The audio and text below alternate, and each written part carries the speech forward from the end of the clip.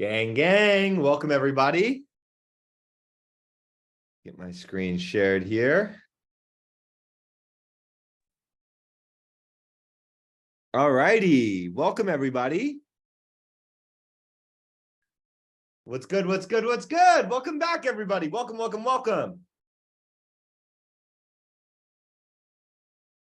Oh, that was a nice back crack. No, this feels real good, I won't lie. Everybody get your stretch in, it's gonna be a long one.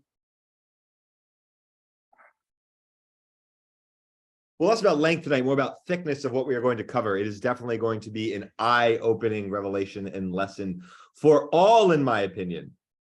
So we will wait just a few minutes before we get started. Allow everybody to trickle in. What's good? Welcome, everybody. You get ready to get your mind blown. You say this every time, and every time you're not wrong.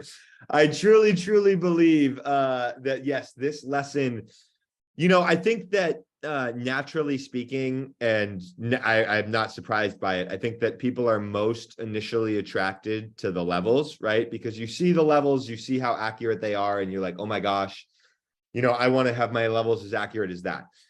And then even the buy and sell setups are super attractive because it's like, oh, this is how you figure out how to get a stop loss with such a tight risk, right? But really, I think that the ultimate sauce of everything that I teach is within this lesson. I think that this lesson really ties everything together in a very beautiful way. So give me 1 second. Let me turn this, make sure the air is on and flowing. It's hot in here.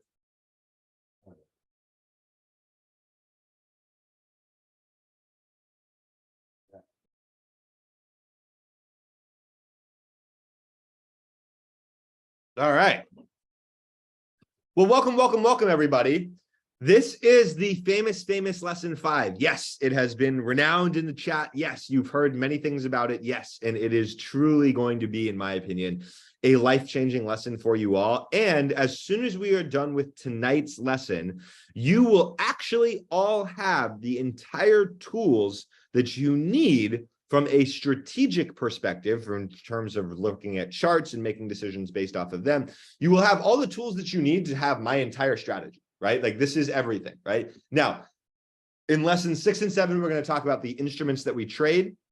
And in lesson 8, we're going to do a big loop and tie every single lesson together, as well as answer questions such as, how do we build a watch list? How do we figure out what we're trading each morning? What do we look for in the setup? All that, blah, blah, blah.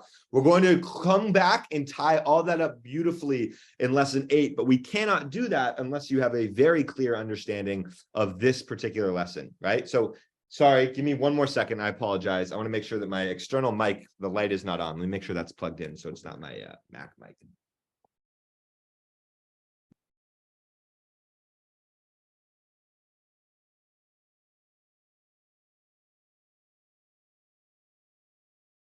Okay. It says my microphone has changed. Does it sound a little bit better now? Anybody notice a difference in the audio? Okay, cool. All right. Well, sounds the same. Okay. Well, sounds good. I saw one question there that popped up. Will you talk about swinging? I will talk about swing trading. However, I also want to make sure that you all have been paying attention a little bit, right? Which we're going to talk about tonight as well. However, one of our firm rules is that candle analysis is applicable on all time frames. So one of the things that I've talked about is literally everything I've taught you so far is applicable to swing trading as well. It does not matter whether you're day trading or swing trading.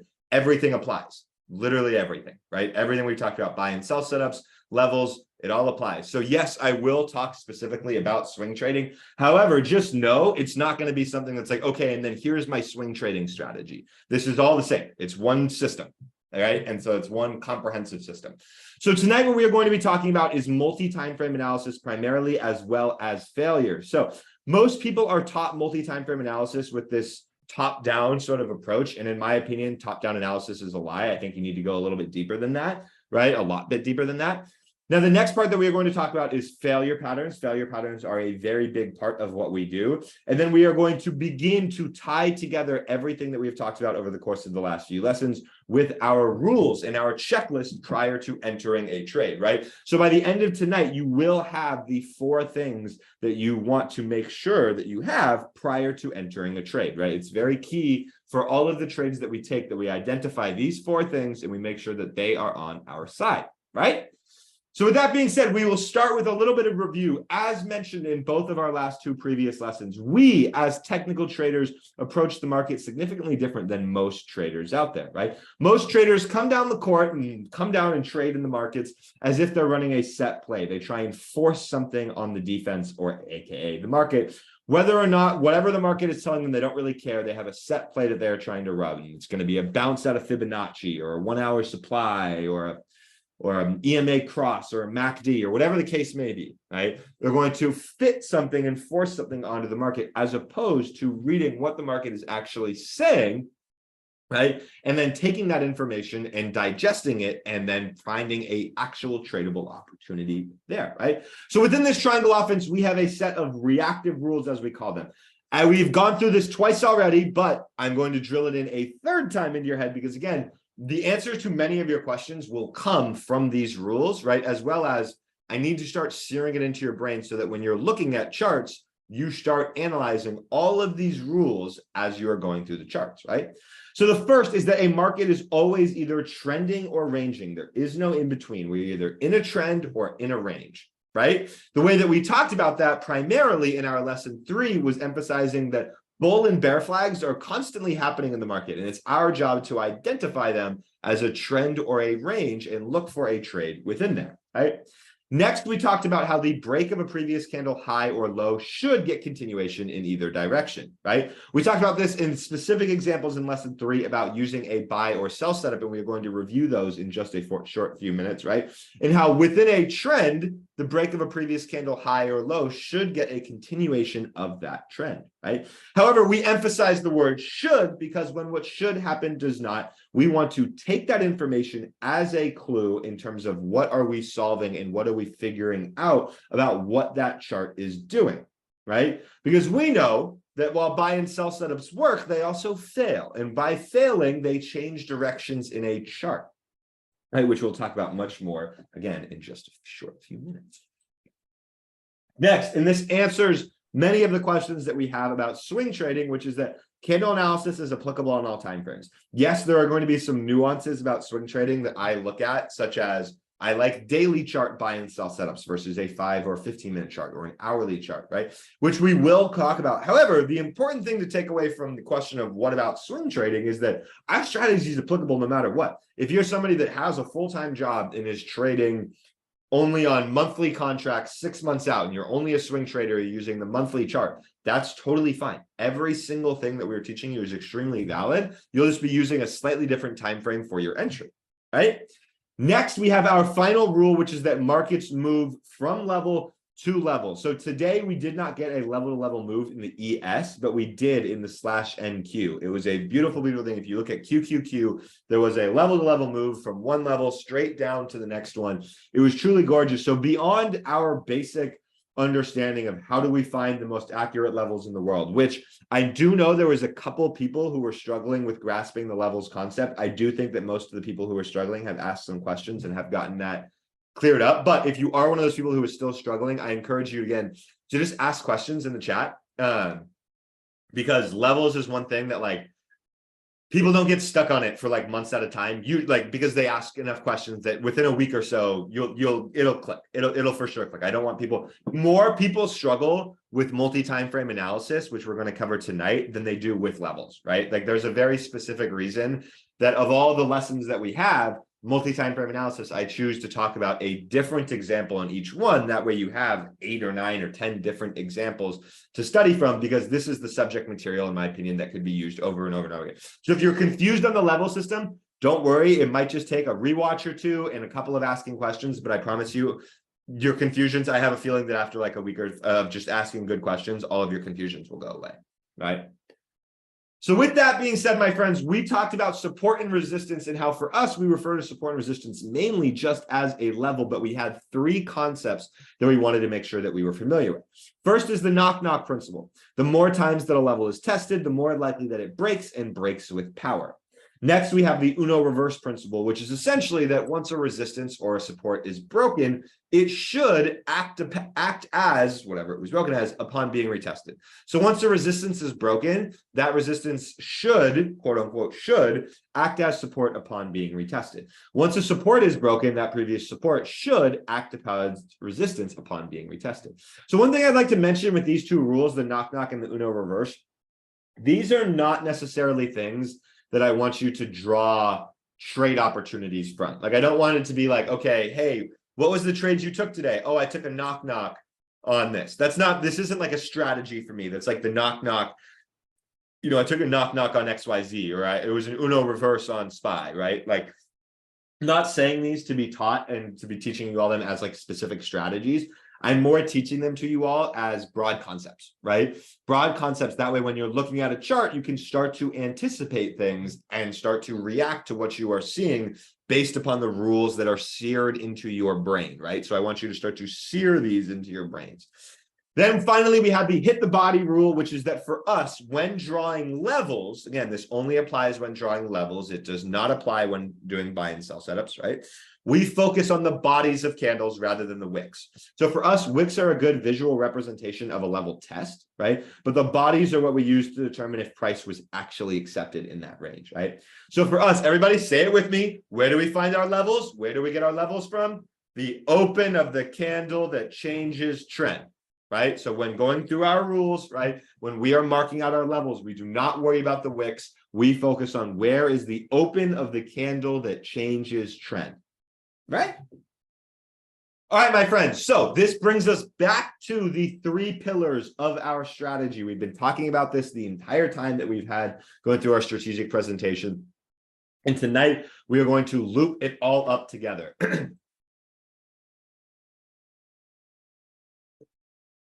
Chest is bothering me. I haven't even smoked that many joints today. I don't know why it's bothering me. So our first pillar that we have is candle analysis, right? Like we talked about in lesson 3, finding a buy or sell setup is a crucial part of our system as it allows us to have an entry with very defined risk, right? All of our trades have clear and definitive risk about them on where we would stop out. Next, we have a failure pattern, and we will talk about that tonight. I don't know why the word levels is in there. But finding a failure pattern is potentially another way that we can find an entry, and it's another part of candle analysis that we are going to clear up tonight. If you've been seeing the words failure to go lower, or FTGL, or FTGH, failure to go higher in the Discord and being like, gosh, what are they talking about? By the end of tonight, it will be fully clear. Next, we have trend analysis, which we did a deep dive in lesson 3. This is market structure, higher highs, higher lows, lower highs.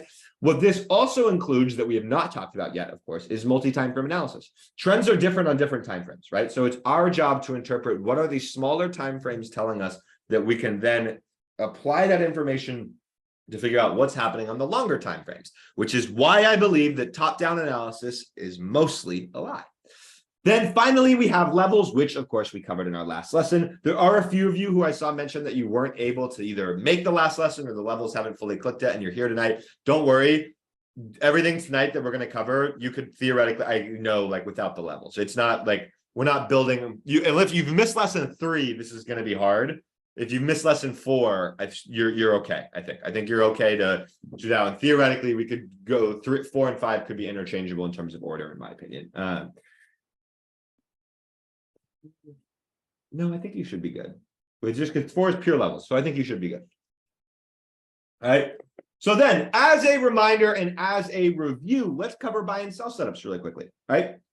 So for us, buy and sell setups are most applicable during with trend plays, and they are primarily what we use to find an entry on a trade. Right. So during a downtrend, what we would look for in order to find an entry on a trade is what we call a sell setup, right? So during a downtrend, we wait for a rally to establish resistance in a bar to take out the previous bar's low. So in this example, we have a downtrend, it gets a rally, and right there, we take out that bar's low, thus triggering a sell setup for us, right? Hopefully not reinventing the wheel there for anybody, hopefully repeating some things that we are all familiar with. This slide's supposed to be there. There we go. Next up, we have a buy setup, which is the exact same thing as the sell setup, just to the upside, right? So again, most applicable during with trend plays. During an uptrend, you wait for a pullback to establish a support level in a bar to take out the previous bar's high, right? So for us, this will leave us with a signal bar and an entry bar. The signal bar is the one that signals to us that a trade is forming. We enter above that high with a stop beneath that low. And our entry bar would be the green candle that we actually enter off of. So as soon as we break above that high, we enter this candle. No, we do not wait for a candle close for our entry bar because we already waited for a candle close on our signal bar, right? Hopefully should be review for everybody. If not, I encourage you to go back and watch the last few lessons because this is deep lesson 3. We do this in depth and then we review it again in lesson 4, right? So, okay. Let me clear. So next up, we're going to introduce something a little bit new that we have not talked about that much yet, which is this concept and idea of a failure to go higher. It's a very broad term. It doesn't necessarily refer to something specific, but it's a definition that I want us to start to dip our toes in a little bit. That way we can start to understand how charts move. Right. Now, before I do this, I would like to ask you all an interactive question. This is not for Instagram. This is just for my own knowledge. But over the course of the last week and a half, or no, just week, over the course of the last week, how many of you have seen buy and sell setups on a frequent basis on the charts? Right. And if you just give me some yeses in here. I'd love some interaction. Right. Yep. And you've seen them work, right? You've seen them work. Now, how many of you have seen a buy and sell setup that fails dramatically? Yes. Oh yeah. Right. Oh yeah. They are not God. And I try and really emphasize that in our lesson 3, which is that they do not work all the time, which is good. They're not supposed to work all the time. If they worked all the time, the markets would only be moving in one direction, right? So it's really important for us to understand that these buy setups and sell setups, they work, but they also fail, right? And the process of them failing will actually give us a whole lot of insight into what is actually happening on that chart, right? So this brings us to that concept of failure to go higher or failure to go lower. So for us, broadly speaking, a failure to go higher is exactly what it sounds like. When something has reason and attempts to go higher, yet fails, right? So I take you back to our rules that we talked about in the beginning, right? The break of a previous candle, high or low, should get continuation in that direction, right? So in theory, if we're adhering to the rules that we have now repeated 3 times into your head over the course of the last 3 lessons, if we are adhering to those rules, in theory, starting here, there's reason to go higher every time we break above a candle's high. Reason to go higher, reason to go higher, reason to go higher. And all of these candles continue going higher. They continue moving straight up, right? Now here, we have an opportunity where we break above the previous candle's high. So based on our rules, we should continue going higher, right? Instead, the next candle stops, turns, pivots, and breaks that low, right? Thus, this example here, or this oval, would be a failure to go higher. Why? Because we have reason and attempt to go higher, yet instead, we start to fail, right? Now, based off everything you know that I have taught you, are we looking for shorts right there? Right here, we looking for shorts to break below that candle's low? No, you all know that. We're in an uptrend, right? Exactly. You're right. Not trying to sneak attack you there. We're not looking for shorts there. We're in an uptrend. I'm still on the annotate tool. There we go. All right. So now I'd like to do a little bit of an interactive exercise here with you all. So first things first, I'm going to mark out 2 ovals. Oval 1. Excuse me. And this is oval 2. What is happening at oval 1? What's happening there? Just give an answer. Doesn't matter, right or wrong. I would love you all to try and answer because again, I'm not just asking you for randomness, right? When I ask a question, when you answer it, even if you're wrong, and then I say the right answer, but you went through the process of trying to answer, when I tell you what the right answer is, it sticks in your brain better. The reason I know this is because I'm dyslexic and I had to study how brains work in order to actually function in school, right? So when you try to answer first, whether you're right or wrong, right, it helps your chances, right? No worries if you say, I don't know. So first oval. Again, I'm talking about this oval right here, right? So I saw a few answers in there. I don't know. I saw a few answers change in trend. I saw a few answers in shift in direction. None of those are, some of those aren't right. One of those, the shift in direction isn't necessarily wrong, right? But it's exactly what we just talked about, right? In oval 1, in this example here,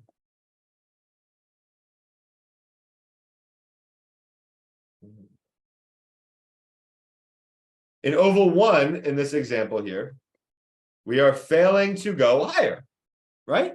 We have the opportunity to go higher, and instead, we fail. And what do we do in this specific oval? From a candle perspective, what do we do that doesn't happen on any of these other previous ovals? Doesn't happen here, doesn't happen there, doesn't happen there, doesn't happen there, doesn't happen there, doesn't happen there, doesn't happen there. But right there, for the first time in oval 1, we get the break of a previous candle's low, right? Now, again, reverting you back to our rules, the break of a previous candle, high or low, should get continuation in that direction. Right? So here in oval 1, we fail to go higher. Really, we trigger a pullback.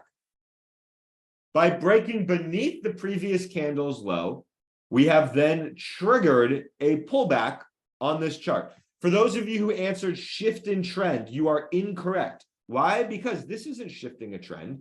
We're still in an uptrend at oval 1. We're just starting to pull back, right? Now, everybody, what about oval 2?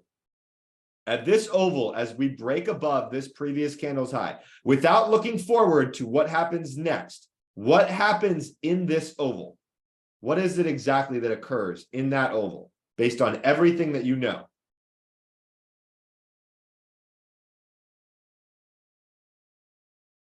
Move on. Okay, I saw a bunch of different answers. The correct answer was I saw many of these, potential high or low,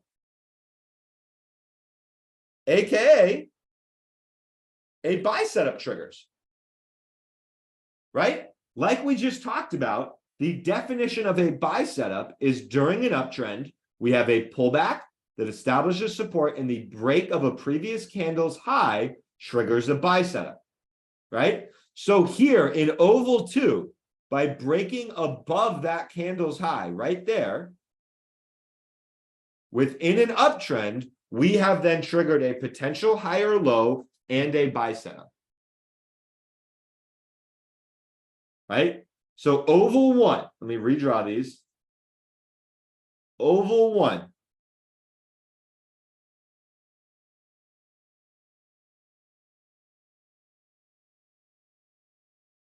Right? In oval 1, we fail to go higher, aka rather than continuing up after breaking a previous candle's high, we stop, turn, pivot, break a previous candle's low, and start to trigger a pullback, right? Now, as I asked you all and you all correctly answered, during oval 1,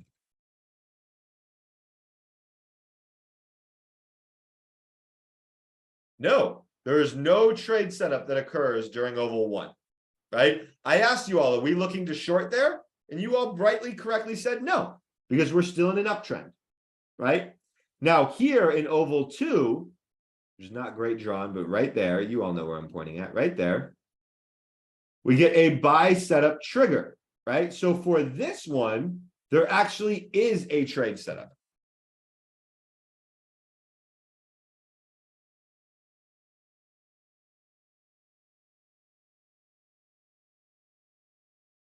Yes, there is. This trade setup just happens to fail, right? So there's some key differences here because I've taught this a few ways this last few times, but I'm even hesitated to do that. But let me clear this and get this right. So broadly speaking, I want to introduce and make sure that we're all on the same page of this failure to go higher concept, right? Failing to go higher is largely a concept. Like we mentioned here in Oval 1, a failure to go higher in and of itself without any other context, clues, or information is not necessarily a trade setup, right? It's also not necessarily anything like actionable. On this buy setup here that occurs, we do have something actionable. There is a trade setup, right? And when it ultimately ends up failing right there, right? Then ultimately we do end up getting actionable information, AKA a shift in trend, right? So there's going to be a little bit of confusion on this, right? But let me actually, no, let me see. This slide. So, okay. Let's follow up here, right? And talk about a little bit more about failure to go higher and the specific definition of what we are looking at right here. So again, we just talked about this a little bit, but now that we have talked a little bit more, right? Let's fill in the blanks a little bit if we can, right? And again, I don't expect most people to get this right. If you get it wrong, that's totally fine. It just will help you to have taken the shot, right? So we see here, we have an uptrend. We look for a pullback in order to get in. And right there, we see something that we are all familiar with, right? Now, right here, let me clear this out a little bit. Right there, we get a new piece of information, right? We break beneath the low of that potential higher low. So there's a 3 to 4 word, depending on how you spell the last word, right? But there's a 3 to 4 word that I'm looking for here. Fill in the blanks for me. What are we seeing once this oval, this wide little circle here happens? Again, if you get it wrong, do not feel bad. You're probably going to get it. If you get it wrong, I'm probably going to answer and you're like, oh shit, you know what? That made sense. Change in trend is a good answer. That's a good answer. That's not the one I was necessarily looking for, but it's going to answer a lot. It's going to answer a lot, right? So what I was looking for personally, right, is a failed buy setup, right? We have a buy setup here that works, right? That buy, not that it works, excuse me, that triggers. We have a buy setup there that triggers, right? Right here it triggers. And right here, the buy setup gets invalidated, goes wrong. But many of you just answered the question that I was going to ultimately lead this to at the end of the day, right? Which is that when this buy setup triggers, what is it that happens? A change in trend. Or excuse me, when this buy setup fails. Let me rephrase that. Let me say that again because I said it wrong. When this buy setup fails, excuse me, what happens? A change in trend. Right? So I asked you all earlier if you've seen the buy setups work. Yeah, everybody said yes. Buy and sell setups, we've seen them work. We know they can work, right? Then I asked if you had seen them fail. And everyone's like, oh, hell yeah, I've also seen them fail, right? Well, of course. Markets go up, markets go down. Markets stay in a range, right? For us, we look at that as the very first rule that we ever talk about, right? Markets are always either trending or ranging. Right? They go up, they go down, or they're in a range. And most of the time they go up a little bit, then they go in a range a little bit, then they go down. Or they go up a little bit, then they go down a little bit, then they go down more, then they switch and reverse and go up, right? But the reality is that in order for these names to change trend, what needs to happen, right? In order for these to change trend, we need to see failed buy and sell setups, right? So we're going to talk about this a lot more, but let me broadly introduce you to another concept of failure to go lower, just the flip side of it, right? So here in this particular example that we were talking about, right? With this oval right there, right? we all just agreed that we saw a failed buy setup, right? This for us is a very specific example of a failure to go higher. Here we had reason and opportunity to go higher, and yet we didn't, right? So now, do you all see the difference between oval 1 right here, which we've said is a failure to go higher? We have accepted that that is a failure to go higher. Then oval 2, which is right here, and then subsequently right here, right? This is a failed buy setup, right? So do we see the difference between this broad concept of failing to go higher, which triggers a pullback, doesn't necessarily mean there's an actionable trade, doesn't necessarily mean there's a change in trend, versus the very specific example of a failure to go higher that is this failed buy setup, right? That failed buy setup is something that actually provides a clue to us that the trend is changing and shifting in directions, right? This is going to become a lot more clear in just a few slides. Stick with me, right? So the first thing we talked about a second ago was the failure to go higher, right? And when we used that example, we talked first about this oval right up here, this first candle right there, right? Now, on the flip side, a failure to go lower is the exact same thing. It just offers a trade in the upside direction rather than the downside, right? So for our purposes here, right, we can see that this stock chart here has a very clear range of support, right? It's got this box here. It's got this range of support. It's clearly got a zone that it's holding, right? Then in this big red candle here, we break and close beneath this support zone. So based on everything we know about basic rudimentary technical analysis, again, please give me an answer, even if you know the person above you got it right, right? If we get a strong candle close beneath support, what would we expect to happen? Lower, lower, continue lower, right? Right? It's not trying to reinvent the wheel there, right? We get a break beneath support there, right? Exactly. The knock. I love that too. We've been knocking on the support a lot, right? And we just got a candle close beneath it. Based on everything we know, we should go lower. And instead, we get a hammer candle that forms, thus identifying to us that we have failed to go lower. Now, within this example here, there is not a failed sell setup, right? I would say more that we were stuck in a range, we popped the eyes, but there's no clear trend going on here. So there's no failed sell setup. But this example still broadly fits into our category of failing to go lower, right? This failure to go lower happened to be at about NVIDIA 120. And that led to a rally all the way up into NVIDIA 340s. It was this failure to go lower, in my opinion. Again, this is not necessarily like stuff I want you to try and memorize and all that. But I would say that just from like thinking about it from a psychological perspective, like how does that work?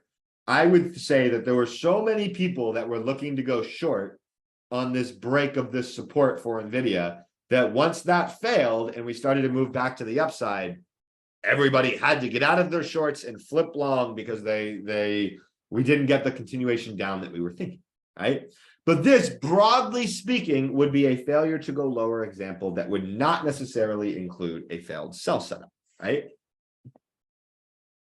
That being said, we want to talk about a specific example that changes trend, right? One of the things that we mentioned I apologize, I think that slide was slightly out of order, and I thought so as I was going through it, but this concept and idea of failure to go higher and failure to go lower plus failed buy and sell setups and buy and sell setups as a whole, in reality, is the way that charts move, right? So I know I'm going over this a lot. I know I'm hammering this stuff in. I promise you it's for a reason, because when you ask, oh my gosh, how do candles move up and down? How do trends shift? This is it. This is literally the answer to how charts move, right? So again here, failing to go higher, just as a reminder, we have that buy setup that triggers. And when that buy setup triggers and then fails, this leads us to a shift in trend, right? So here, right, we see a potential lower high kind of going into a lower high. This is not a sell setup because we are in an uptrend, right? And I probably should have asked that as an interactive question, but let me clear these annotations, right? This right here, when we break below this candle's low, yes, it is a potential lower high, but no, it is not a sell setup because based on the information we had at the time, we were still in an uptrend, right? So again, this here is an example of a failed buy setup leads us to a shift in trend. So let's take another look at an example of this on the flip side, right? So here, for example, we're talking again about that broader failure to go lower, right? Here we see something that has a downtrend. It's moving lower, it's moving lower, it's moving lower, it's moving lower, and boom, it rallies, right? But it stays within its downtrend. Here, there's nothing that leads us to believe that we are going to break out of this downtrend based on the information that we have at hand.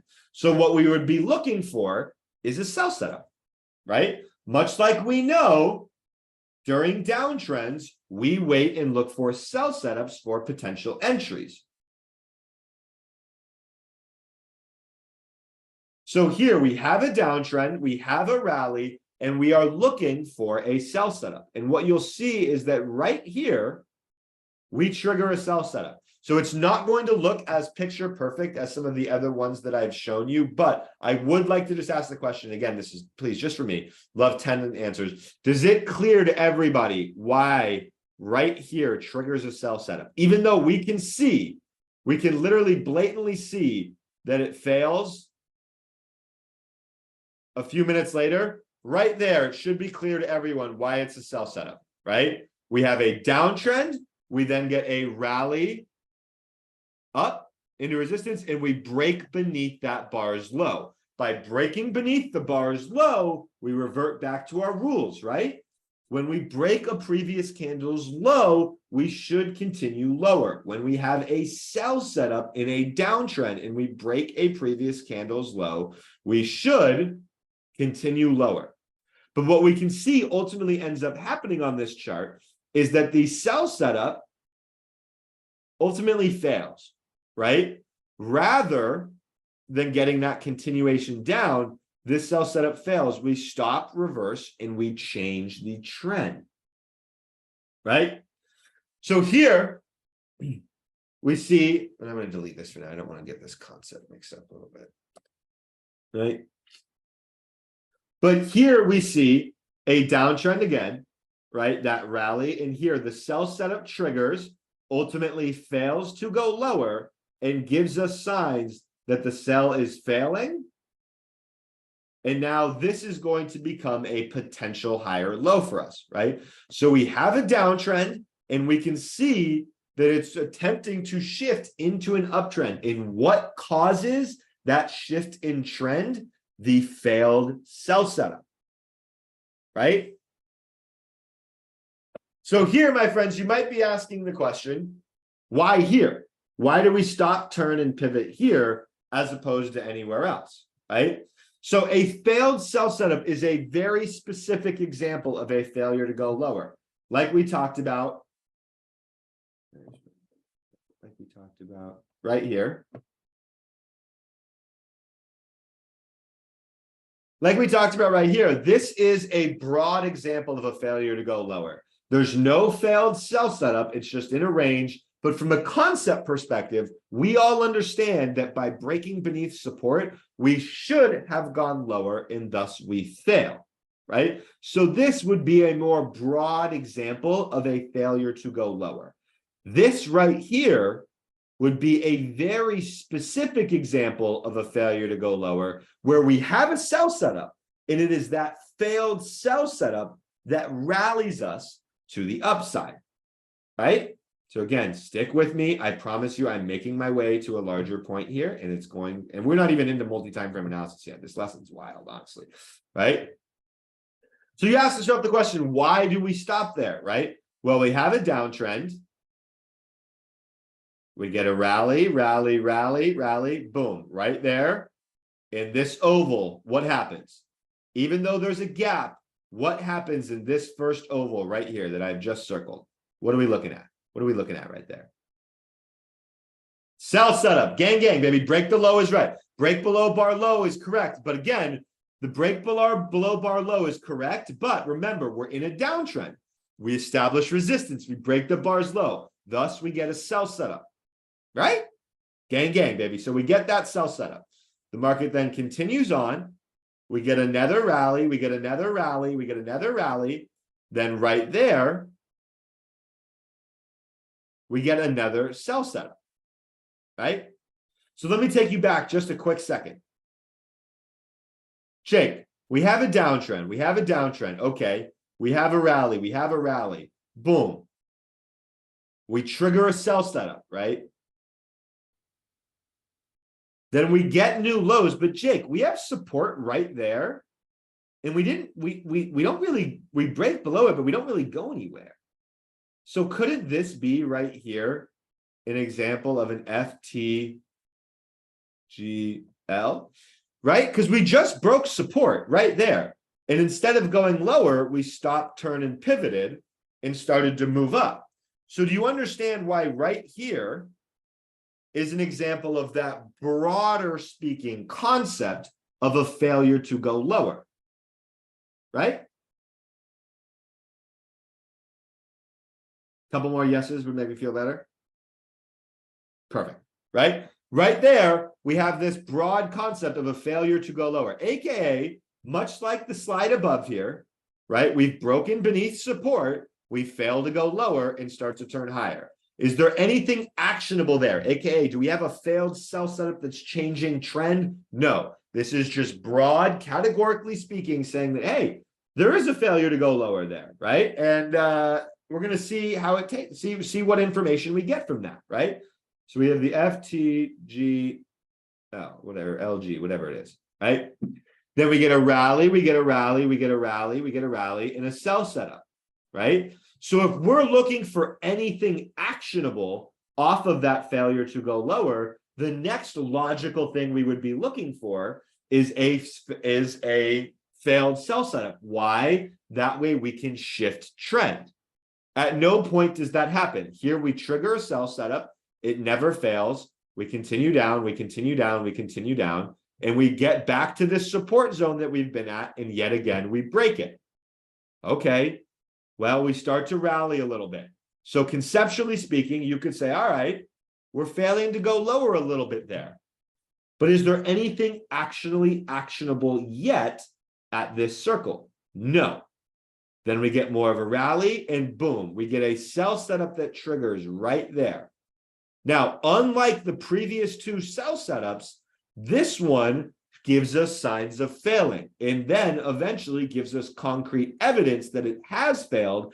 And then we have shifted trend, right? So broadly, if you ask the question, Jake, why did we stop and reverse right here? In my opinion, one of the answers would be, well, we had a failure to go lower right there. Okay, Jake, well, a failure to go lower is great.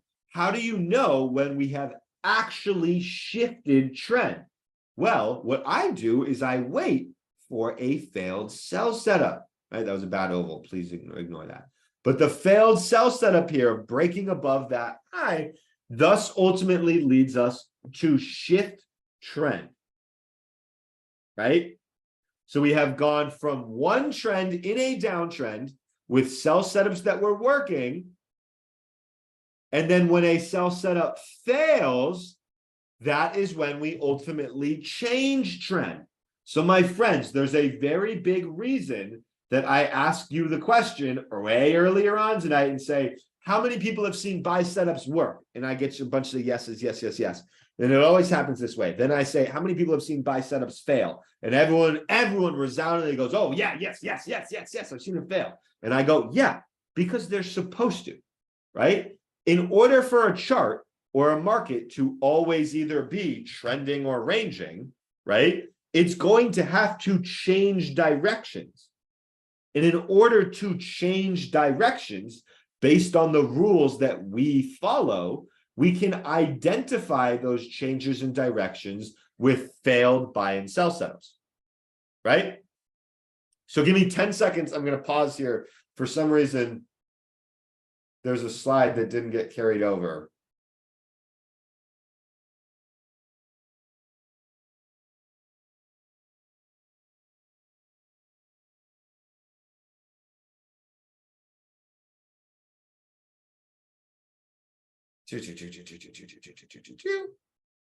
Right?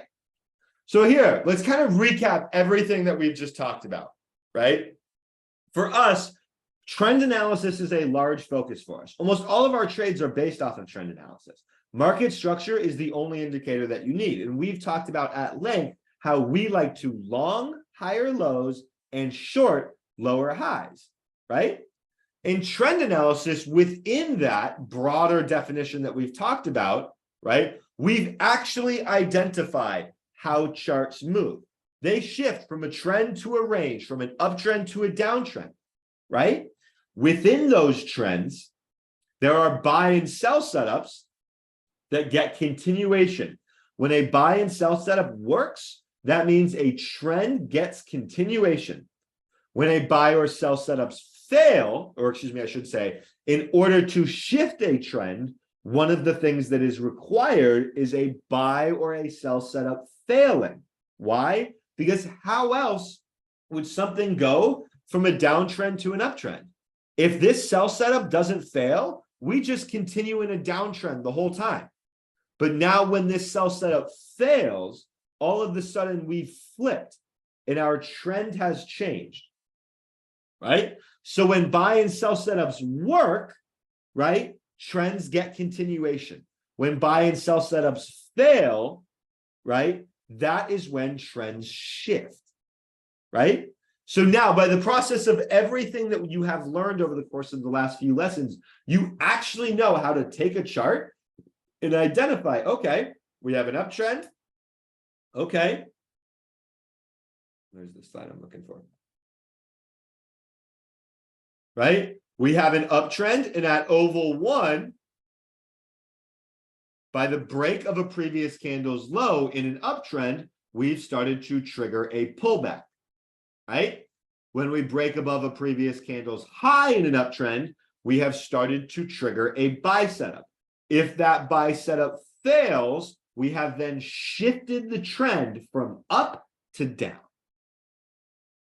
And with that information, you are now able to read charts. It's going to take you a lot of screen time, but you now have all the rules in place to read charts individually, bar by bar.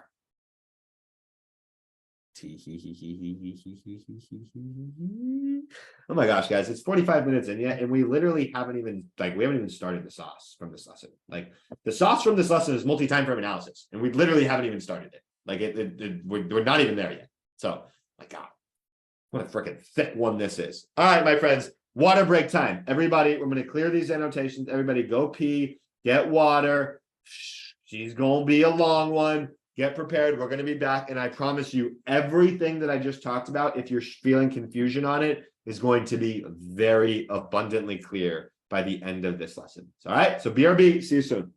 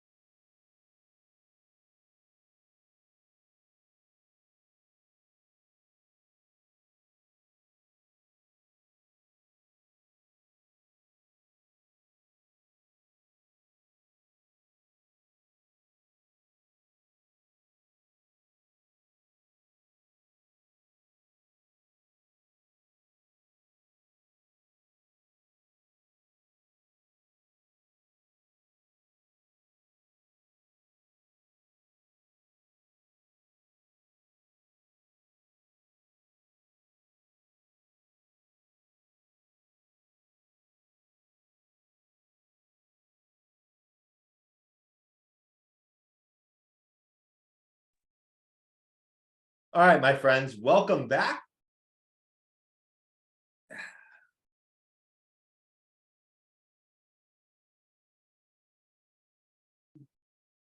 Now that we have officially gone through how charts actually move from buy and sell setups, failed buy and sell setups, and failure to go higher, failure to go lowers, now it is time to dive into what I believe is the most important aspect of what we do as traders, and that is multi-time frame analysis, right? MTFA. I don't know where the A went, right? So for us, and for generally speaking, actually, for the broad population, I know I already mentioned this term, top-down analysis, but for those of you who have some experience trading, how many of you learned that that's the way that you do top-down analysis? You start on the daily chart, then you go down to the 4-hour chart, then you go down to the hourly, then you go down to the 5-minute, and go down, right? You start at the top and you go to the bottom, right? That's historically the way that it is taught, right? I do not have like a fundamental issue with top-down analysis. However, in my opinion, it leaves out like the most important part of trend analysis, right? Because top-down analysis implies that the higher time frames are more important and that they are the ones in charge, and that the lower time frames have less impact, and that they don't all work in conjunction with each other, which is a lie, my friends. So in order to properly explain this, Mr. Ron G helped me come up with an analogy that we're going to go through right now that will hopefully help clarify for you all why we do not use top-down analysis, right? So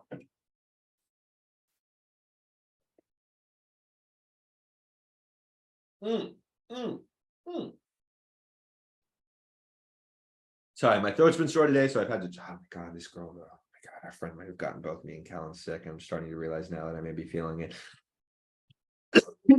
Moving on, right? For us, in order to understand multi-time frame analysis, I like to start with this analogy, right? So let's envision that you live in New York and I live in California, right? Because you know me, you know I love to smoke joints, right? And for whatever reason, whether you're a smoker or not, you've always wanted to come kick it with me. I've always wanted to kick it with you, but you live in New York. And in order for you to come hang out with me in California, I need you to bring me some joints, right? You're not going to fly through TSA with that. You were a little scared, so you decide to take a long road trip from New York to California, right? So let's think about it like this. That very first broad trip from New York to California, that's a long trip, right? It's a big, long road. It has a lot of data within that ride. That for us is going to be our weekly chart. It's going to reign supreme over everything else. We're always going to be wanting to paying attention to our weekly chart, literally above anything else, right?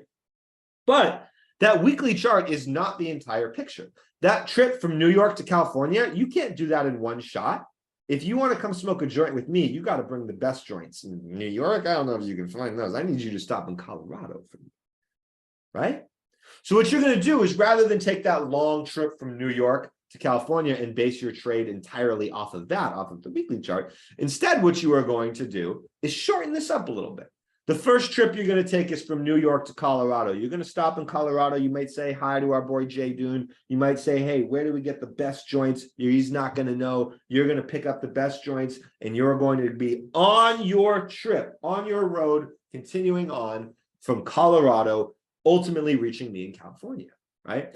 However, what's important to understand is that shit can happen along the way on that trip from New York to Colorado that can impact the overall larger trip, right? So let's say you're driving from New York to Colorado, and along the way, you get a flat tire, right? Well, if the trip from New York to Colorado represents your daily chart, right? That flat tire that you got along the way on the daily chart, a smaller time frame, is going to have an impact on your overall trip, the weekly chart, right? So this is where top-down analysis is a lie. They teach you the weekly chart's the most important, yada, yada, yada, and then everything else is below it, right? When in reality, if you think of it like the road trip analogy, if you get stuck on New York to Colorado on that daily chart, it's going to affect the broader trip, right? So you get that flat tire, but you patch it up, you stop in Colorado, you pick me up my joints, and you're on your way, right? Now, another thing I've asked you to do is after Colorado, I want you to swing by Montana and pick up my guy, Joel, right? Because we're going to need some bedtime stories, and Joel has the softest voice of all time, right? So I need you to go from Colorado to Montana. It's a little bit of a shorter trip. That's going to be representative of our hourly chart. Shit can still go wrong, though. If Joel's late, which sometimes Joel can be a little bit late because, you know, he lives on Joel time, right?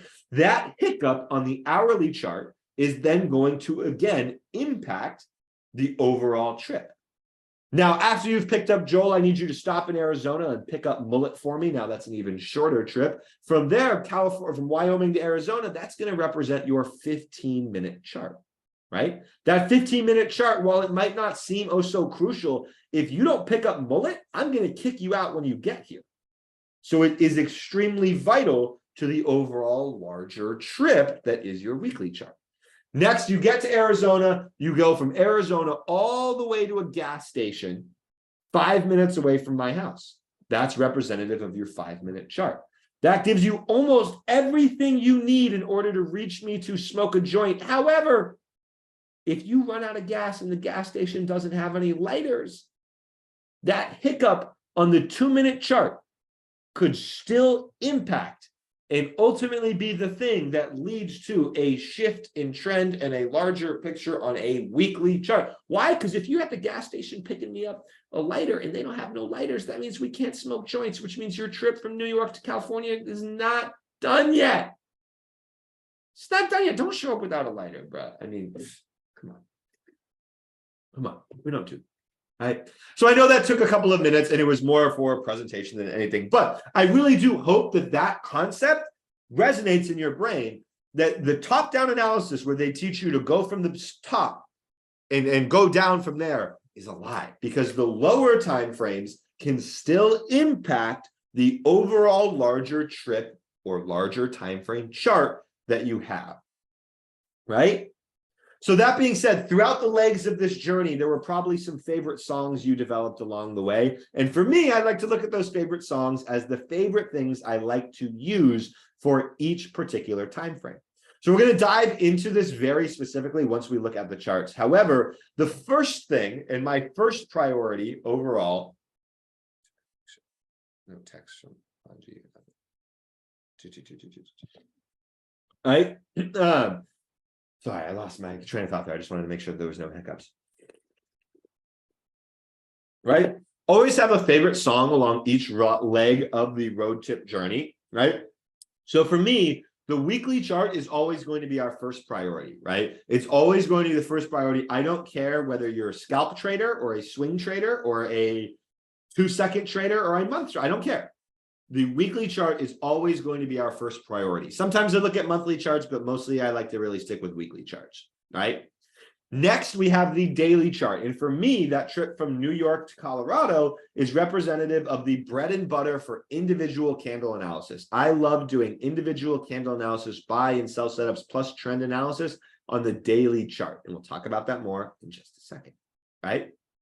Next, we have the hourly chart, which is the key to it all, my friends. It is the key to it all, right? The hourly chart is amazing for our levels and for trend analysis.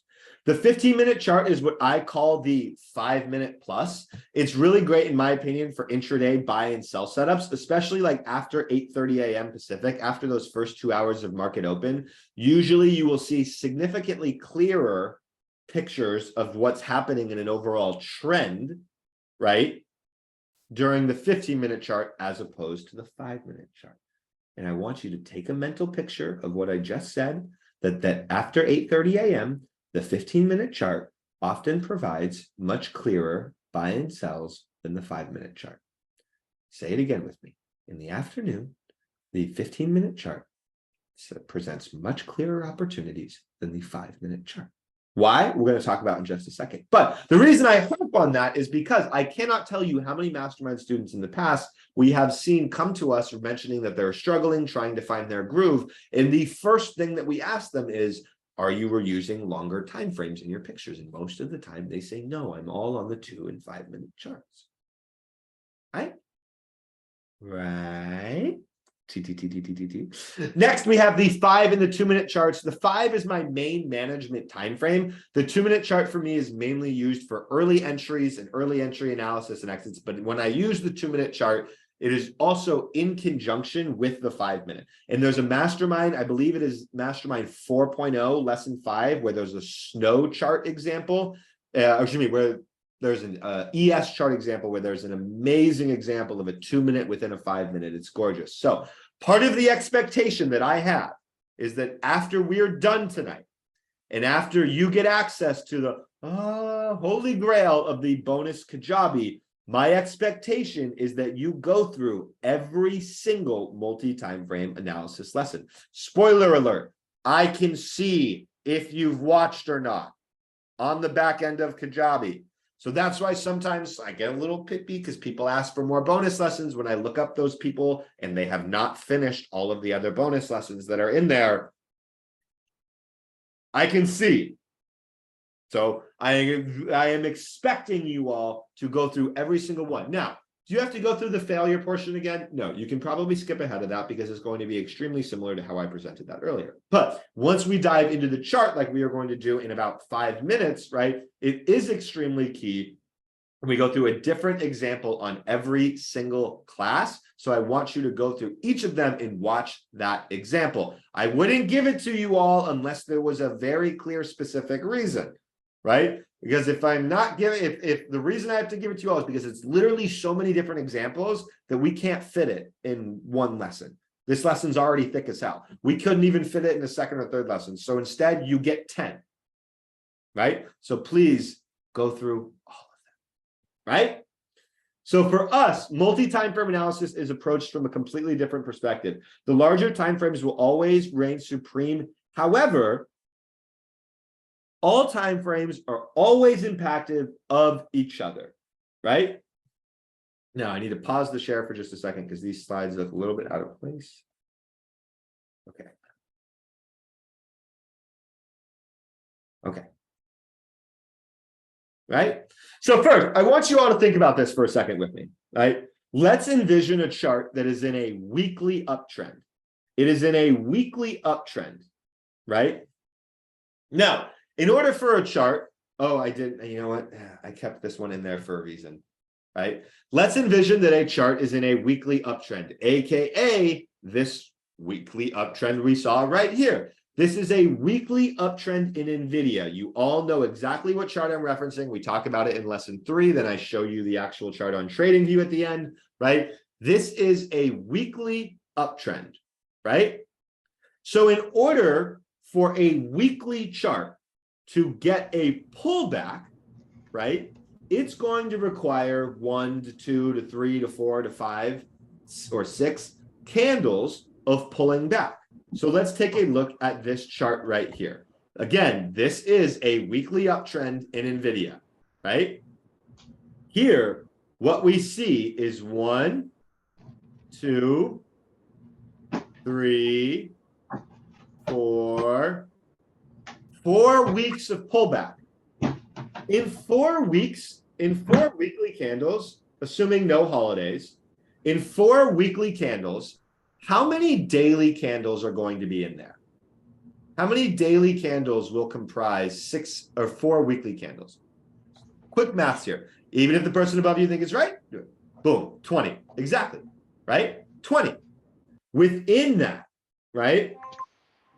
So within this 4 weeks of pullback on the weekly chart, does this damage the uptrend at all on this weekly chart? Does it damage the uptrend, this pullback? No, it's just a pullback. Trends pull back, right? On the weekly chart, our uptrend remains perfectly intact, right? However, we just asked the question, if we wanted to get a pullback on the weekly chart, that would require the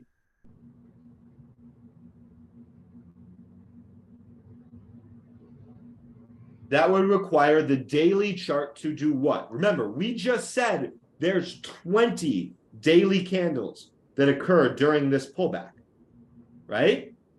Oh, sorry, someone's unmuted. Apologies. Apologies. I think someone probably, Ron probably, my phone keeps going back on DND when it shouldn't be. Okay, everybody should be muted. Apologies about that. We're back live. All right. Perfect. I got it. Sorry about that. I normally start the beginning by making sure no one can unmute themselves. There we go. All right. There we go. We're good. Right? So again, like we just talked about, during this 4 weeks of pullback, there are 20 candles that occur on the daily chart, right? So in order for a pullback on the weekly chart to occur, that would require the daily chart to do what? Shift in trend, right? If we have 20 candles on a chart here that's moving lower, is it likely that those 20 candles just go sideways and hold their uptrend the entire time? No, 20 candles is a lot of freaking candles, right? Like it's a lot. Like, let me pause real quickly here and show you just exactly what NVIDIA looks like.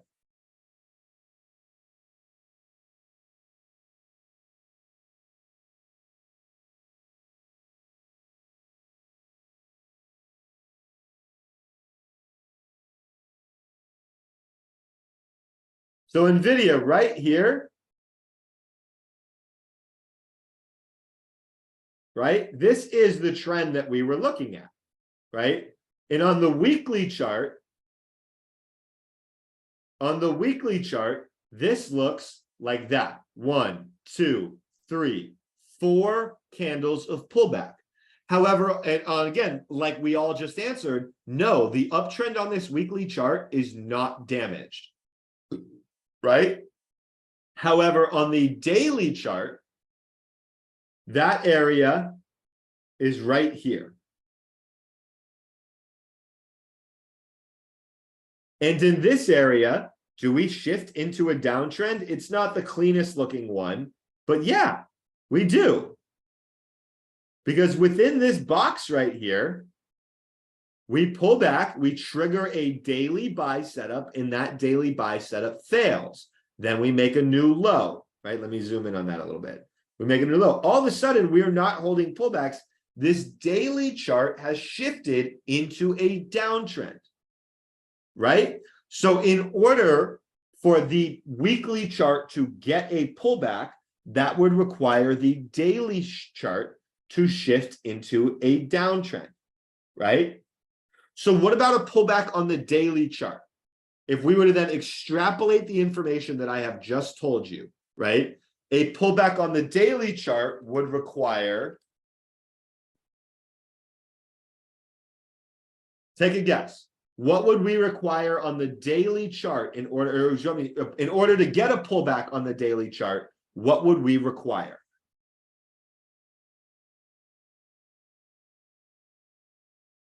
Boom, boom, boom. Someone said the 4 hour. I personally don't use the 4 hour, but you're not wrong, right? But exactly, a pullback on the daily chart. If we just wanted the chart from a daily time frame to shift from uptrend, or not even shift trend, but if we wanted the daily chart to initiate a pullback, oh my gosh, it's almost like I'm using this exact example for a very specific reason. But if we wanted the pullback on the daily chart, right, in order for us to get that pullback, what we would need is the 1 hour chart to shift into a downtrend, right? If we wanted a pullback on the 15-minute chart, right? Let's say that, for example, the 15-minute chart was downtrending, right? Just for whatever reason, right? In order for that 15-minute chart to get a pullback or a rally, and then we would be looking for a sell setup, right? But in order for that 15-minute chart that's in a downtrend to get a pullback, it would require the 5-minute chart to shift into a what? What's the word I'm looking for there? Remember, let me rephrase this. Let me delete some of this to make it look a little bit more pretty. A pullback on a 15-minute downtrend would require the 5-minute to shift into what? An uptrend, exactly, baby. You all on it, you all on it, you all on it, you all on it, you all on it. So a lot of the times where we notice that traders struggle is that they are focused too much on the 5-minute trend without paying attention to the longer time frame trend. And they're also not paying attention to how those trends impact each other. Right? Right? Right? Right? Right? Right? So with that being said, my friends, before we dive into the charts, right? And actually, no, we're not going to do that. We're going to dive into the charts right here, right now. Stop share. Minus share. I'm going to think of some. I'm going to clear out.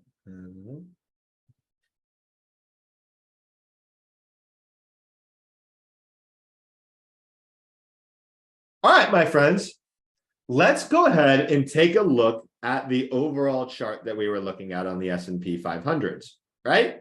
Let's take a look at what was going on today. So coming into the day, right? Coming into the day, what is our weekly chart in at the moment? Weekly chart. What are we in? What are we in? What are we in? Uptrend, baby. You on it. You on it. You all on it. Uptrend. Right? At one point in time, we did try to trigger a pullback on that uptrend, right? Remember, like we talked about here, the break of a previous candle's low signals to us the potential for a triggering of a pullback, right? So for us, the weekly chart here tried to trigger that pullback a while ago, but it never really got it, right? So based on all the information that we have on hand, the weekly chart is in an uptrend. And that's all the information that we need to grasp from it, right? Now, coming into today, what about the daily chart? Right? Daily chart. What are we in? We got an uptrend going? Right? Yeah, we got an uptrend going. Yeah, we got an uptrend going. Yeah, we got an uptrend going. But I saw another comment there that said FTGH, right? Again, back to here, we identified that in oval 1, we were failing to go higher. And what was it that actually triggered a clue to us? I want multiple answers here. What was it that actually triggered a clue to us here that we were going to get a pullback? What was the specific thing that triggered us on this chart here that we were going to get a pullback? Break of the low, the previous break, the break below that previous candle's low, right? Yes, for those of you who said the failure to go higher wick there, you're not wrong. That was a clue. But the actual thing that triggered the pullback was a break below a previous candle's low, right? So now, again, flipping back and forth. This is why I believe this is going to be one of the best MM lesson 5s that we have, is because I'm really able to flip back and forth between the example and this in real time with two completely different charts, and it makes sense.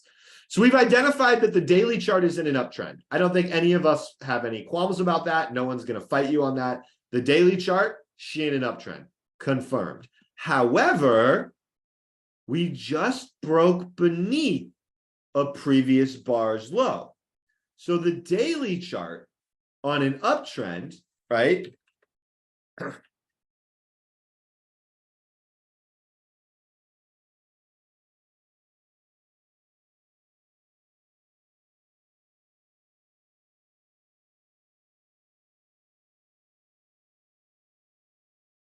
Right?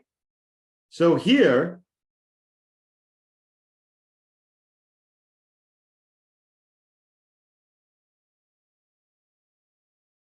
your minds with this. Here, the daily chart is in an uptrend, but the break beneath that previous bar low ultimately triggers a pullback, right? Now, I don't remember who, it might have been like the late great, Warren Buffett, but a wise man once said that in order to get a pullback on the daily chart, that would require the 1 hour chart to shift into a downtrend, right? So now the next step that we have is drilling down. Make sure I can get this to click. My click is not working. 1 second.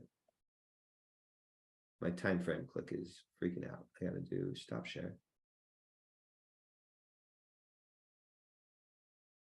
Right? So the daily chart is in an uptrend here, and I gotta get the annotate tool out. Right? The daily chart's in an uptrend here. We've just triggered a pullback. And a wise man once said a pullback on the daily chart would require the hourly chart to shift into a downtrend. We look at the hourly chart here. Why is this not working? And taking off this oval here, what do we see, my friends? Right here, we have a level that forms. Let me make sure I got open, high, low, close selected.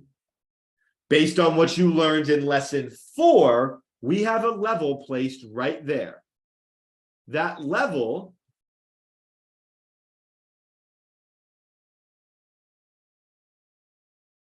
acts as a potential higher low, right? And it also acts as a what? When this green candle breaks above the previous candle's high, what do we trigger? Oh, right there. What do we trigger? Buy setup, an hourly buy setup. Exactly, right? But in order for that hourly buy setup to fail, right? Or I guess I phrased that so wrong, right? But in order for this chart to shift trend on the 1 hour time frame, which we just talked about how on the daily chart, right, we would be looking for a shift in the 1 hour trend, what has to happen to that buy setup? It would fail, right? So think about this all the way back, right? We started at the weekly chart. That's in an uptrend, right? Then we flipped to the daily chart. We identified that it's in an uptrend, but we also identified the potential for a pullback, right? And we got that trigger on the pullback by breaking previous bar's low. Now we know that in order to get a pullback on the daily chart, the hourly chart would have to shift into a downtrend. And like we talked about earlier on, my friends,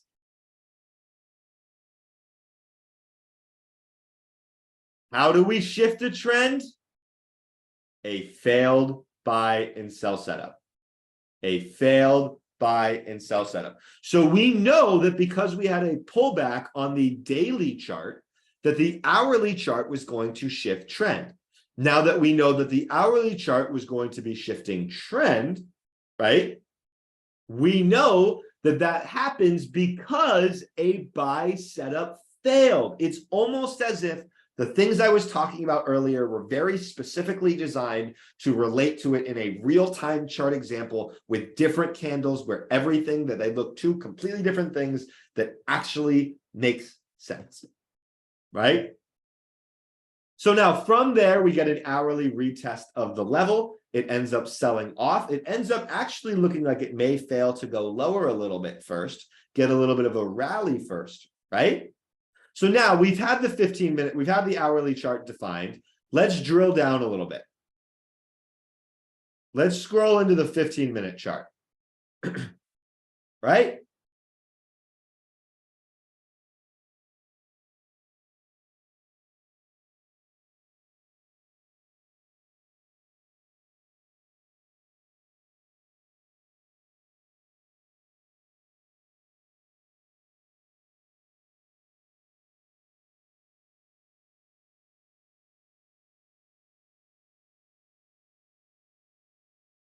Right? As you can see here, the 15-minute chart has a pretty solid and clear identifiable downtrend, right? We do have one little spike there that continues going higher. It does not really change the trend or break any over any previous low is high, but it does trap a few people there.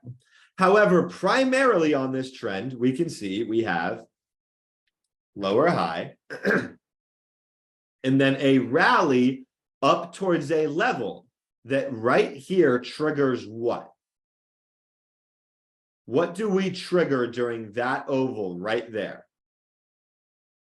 This one right here. What do we trigger? A sell setup, a 15-minute sell setup, right? However, this 15-minute sell setup takes 1, 2, 3, 4, 5, 6, 7 bars to occur, right? It takes a long time before getting that clear sell setup that's off the level. Again, we always like, and when I'm going to pause, I'm going to pause myself there, right? I'm going to pause myself there and continue on, right? Now, one of the other things that a wise man once mentioned, right, is that a pullback, it's almost like this earlier example was like very specifically, a pullback on a 15-minute downtrend would require the 5-minute chart to shift to an uptrend, right? So here we have a 15-minute downtrend, right? I'm going to talk about this little failed sell in just a second. Don't worry about it too much, right? Here we have a definitive 15-minute downtrend. However, if you flip to a 5-minute chart, what you can see is that we actually tried to flip trend a few times. Here we pulled back and we set a potential higher low. And then we broke above this high. So all of a sudden, the 5-minute chart starts to look like it's developed a relatively clean trend.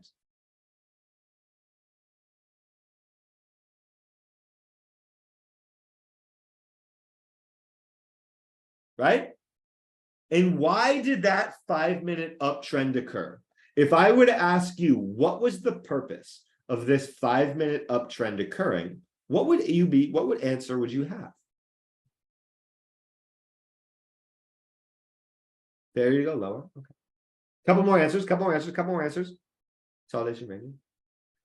To allow exactly. Why did this 15-minute uptrend occur? Because the 15-minute chart was in a downtrend and it needed a rally to establish a sell setup. And another argument that you could make is that we needed to at least try to trade closer to retesting the level. Right? Now, if you take a look again at this 5-minute chart, right, you see we have an uptrend developed. And right there, it triggers a pullback, right? Now, if you drill from the 5 to the 2-minute charts, you're going to see that an uptrend develops and an uptrend shifts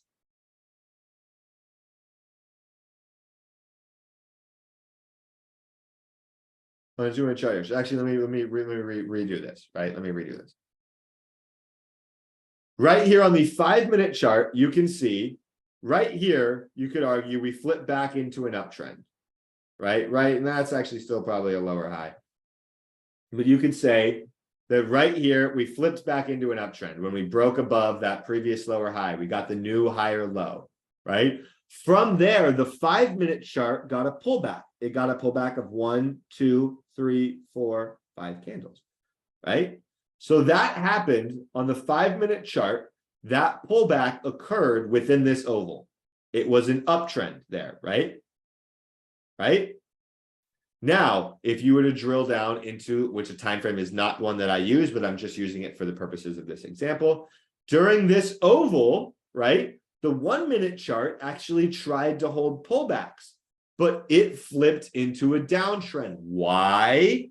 Because in order for that 5-minute chart right here to get just a simple pullback, in order for the 5-minute chart to get a pullback, the 1-minute chart had to flip into a downtrend, my friends.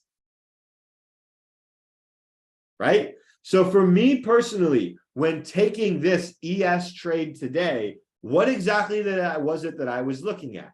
right? Well, let's break it down.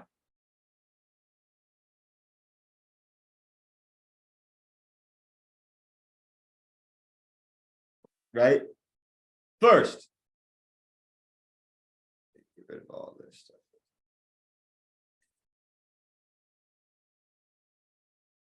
First, we have the weekly chart in an uptrend, but the daily chart was in an uptrend as well, with breaking below the previous bar's low, thus triggering a pullback. The hourly chart was in a downtrend. Right? One other level that I will mark here on the day is the opening print.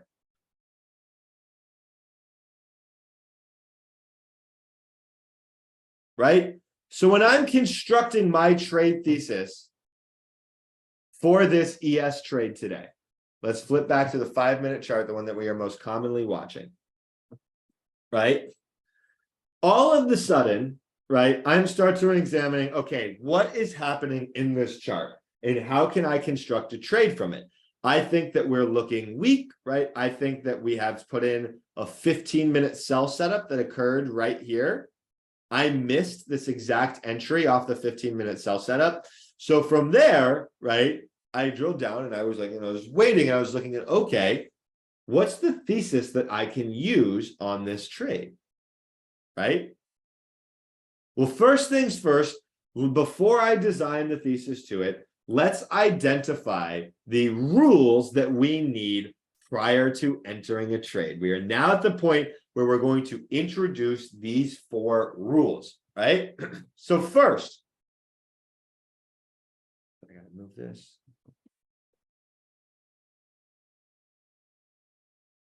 Right? First, on all of the trades that we take, use the opening print or a level as a reference point. Like I mentioned in our earlier lessons, buy and sell setups are amazing, but there are so many of them in an individual given day that if you tried to take all of them, you would die by death by 1,000 cuts, right? So the first rule for any trade that we take, or I like to take, is that I like to have a level or the opening print as a reference point in my trade, right? How we use it as a reference point can be defined in a variety of different ways, right? But we'll talk about that more in just a few minutes, right? So the first rule that we have is using a level or opening as a reference point. For me, I took a short entry right about here, right? Now, the first question you might be asking is, Jake, we weren't at the level or at the opening print or the level. What was your reference point? For me, like I said, it's not always going to have to be exactly at the level, but right, given the information that we had on this chart, my reference point was the fact that we had failed 45.91. We then rallied up and failed another test of that level. We couldn't even get there. And then we failed to hold the opening print again. We had several opportunities to, right? So for me, based on the failure of these 2 levels, all of the sudden on my entry down here, I like, and I'm good with the fact that I have these 2 levels acting as a reference point. Would it have been better if I got my sell set up at the opening print? Yeah, I would have preferred it to be exactly off the opening print. But sometimes you can't get exactly what you're looking for, right? So from there, right, the second rule that we like to have on a trade is trade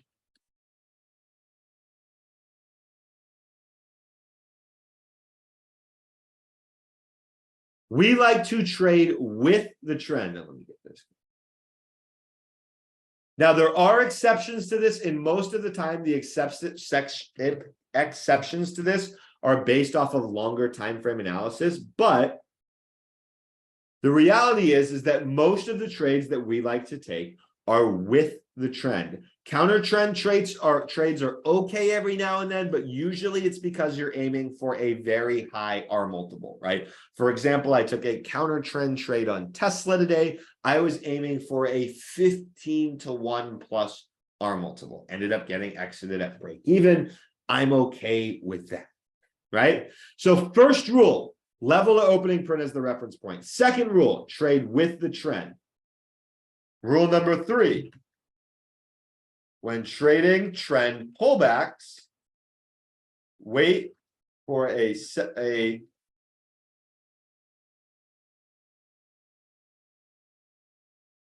right? So, all right, we know we have our level and opening print as the reference point. We know we're trading with the trend. So when we are trading a trend pullback, AKA a downtrend here, where we are looking to trade the pullback, right? We wait for a trigger, AKA that sell setup to trigger and occur right there, giving us our entry, right? Now, this is all fine and dandy, Jake, right? But if you just used these 3 rules, if these were the only 3 that you used, guess what?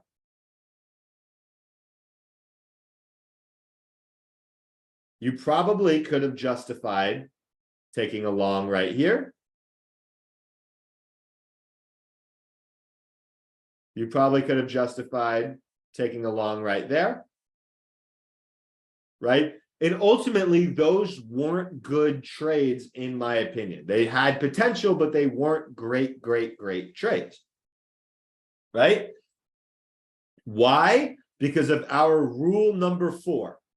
Rule number 4, my friends, and why this is the most important lesson of all. Time frame confluence above all else. Right? So while you may have had an opening print right there as a reference point, you might have been trading with the 5-minute trend. You might have waited for a trigger. If you then revert to our rule number 4 and you flip to the 15-minute chart, oh, that does not look as good. Or even worse, you flip to the hourly chart.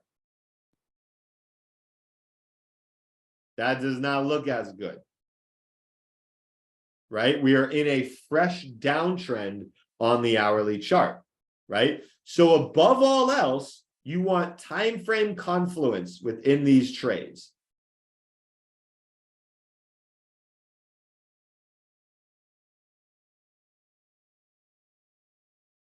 Right?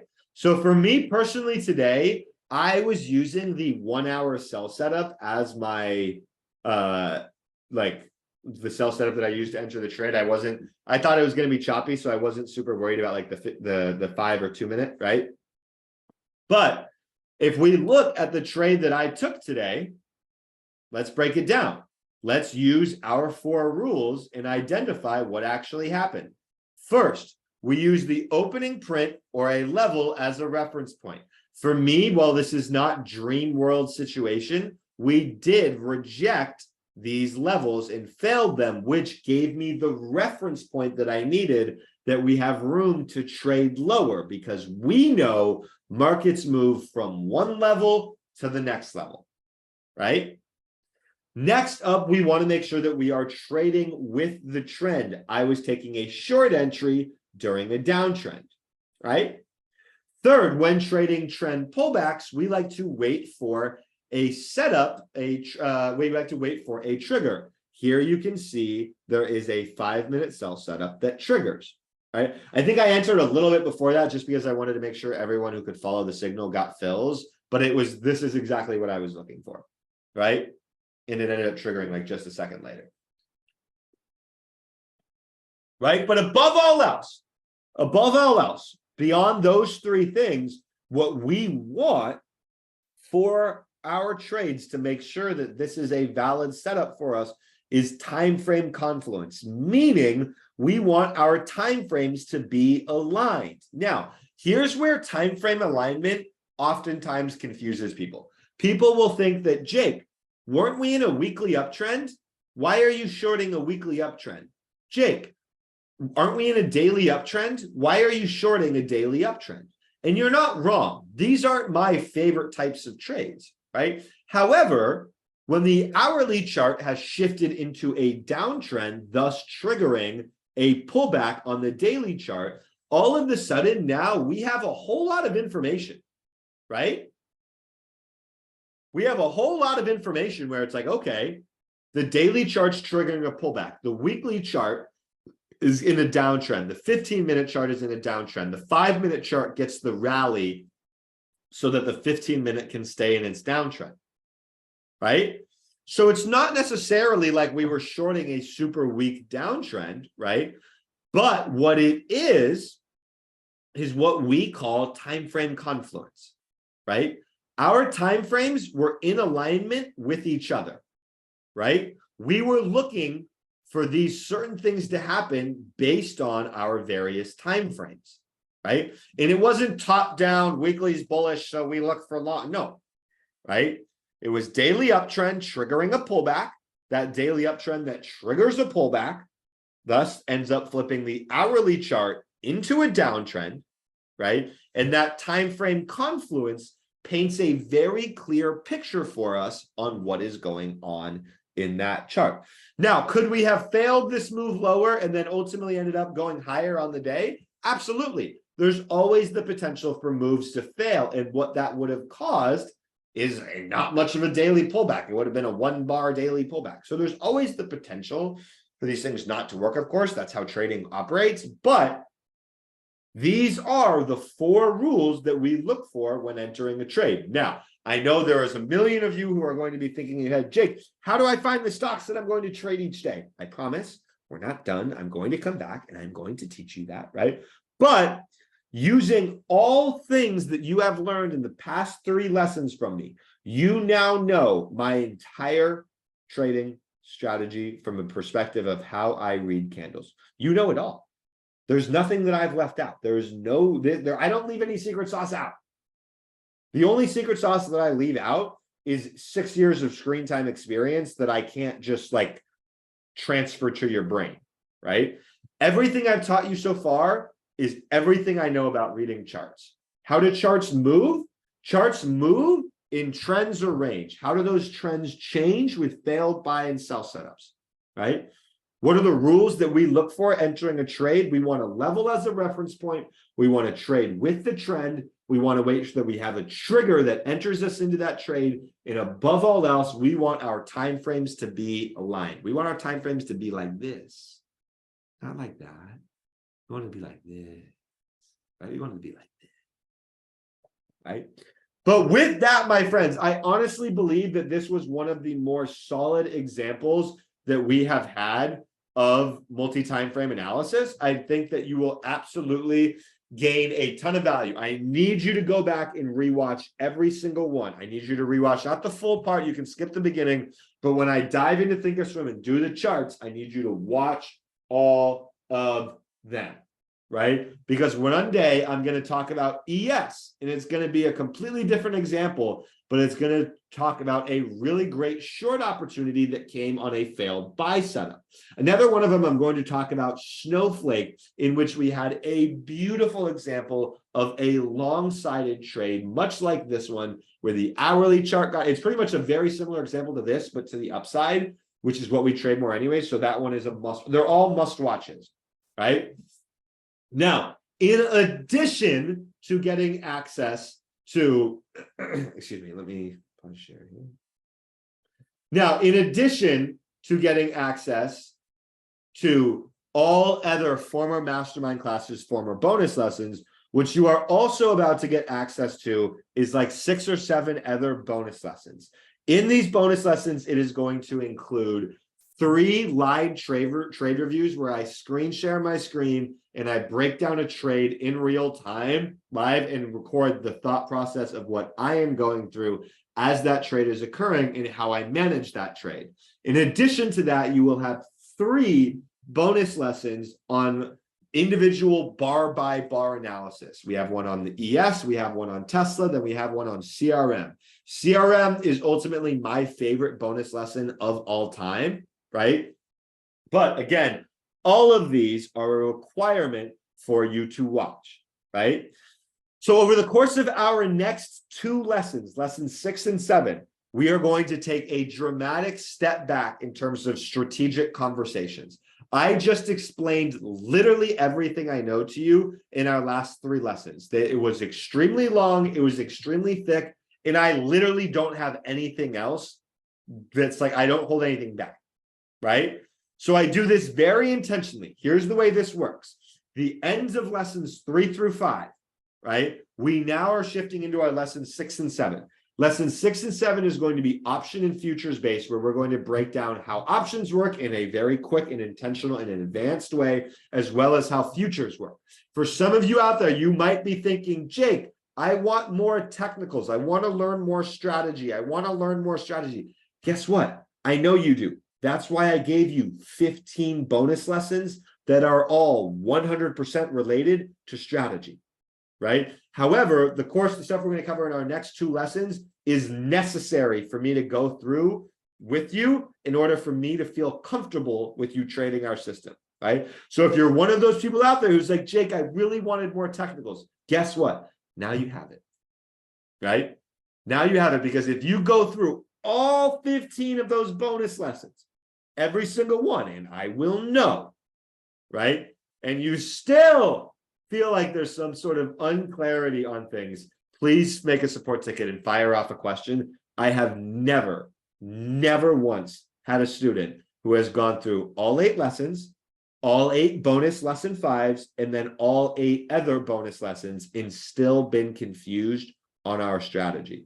And if you are, just make a support ticket, reach out to me personally. I will personally hook you up to make sure that we get you on the right track.